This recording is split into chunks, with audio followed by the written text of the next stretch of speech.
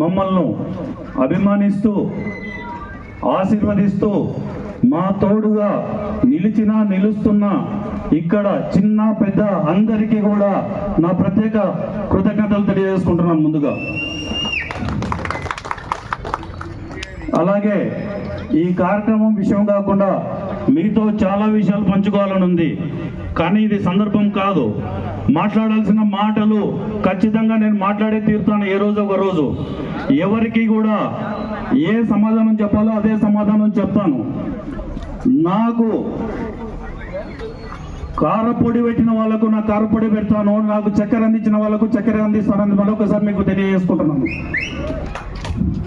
ఇకపోతే ఈరోజు ఈ కార్యక్రమం యొక్క ముఖ్య ఉద్దేశము మెడికల్ కాలేజీలు ప్రైవేటీకరణ గురించి, తర్వాత పీపీపీ మోడల్ గురించి, అలాగే కోటి సంతకాల సేకరణ గురించి ఈరోజు మనం ఈ సభ పెట్టడానికి ఒక ముఖ్య ఉద్దేశం.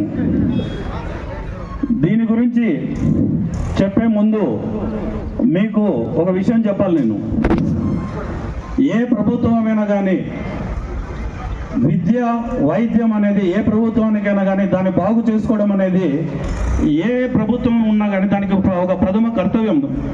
అలాంటి విద్య వైద్యాన్ని వదిలేసి ఈరోజు వేరే ఇతర రంగాల మీద కాన్సన్ట్రేట్ చేయడం అంటే ఒక చెట్టుకు దాని తల్లి వేరును వదిలేసి దాని కొమ్మల బాగోగుల గురించి ఆలోచించినట్టు ఉంటుంది.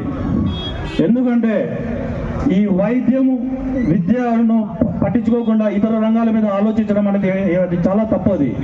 ఎందుకంటే అది జగన్మోహన్ రెడ్డి గారు అక్షం గ్రహించినారు కాబట్టి విద్యకు వైద్యానికి ఎంతో ప్రాముఖ్యత, దాని ప్రశస్తం కనుక్కొని దానికి అన్నిటికంటే కూడా ఇంపార్టెన్స్ ఇచ్చాడు. విద్య గురించి మనం తర్వాత మాట్లాడుకుందాం. వైద్యం సంగతి వస్తే ఆయన మన కోవిడ్ సమయంలో కానీ ఏ రాష్ట్ర ప్రభుత్వం కూడా తీసుకున్నంత కేర్ తీసుకున్నాడు. దాంతోపాటు ఈ వైద్యానికి సంబంధించి విలేజ్ హెల్త్ క్లినిక్లు కానీ ప్రైమరీ హెల్త్ సెంటర్లు కానీ కొన్ని వేలు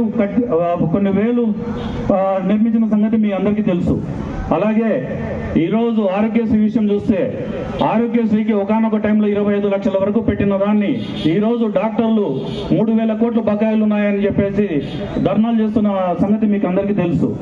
ఇవి కాకుండా ఉద్దానం కిడ్నీ సెంటర్ కానీ ఇలాంటివి ఎన్నో ఆరోగ్యపరంగా శ్రద్ధ తీసుకొని ముందుకెళ్ళాడు. ఇక మెడికల్ కాలేజ్ సంగతి వస్తే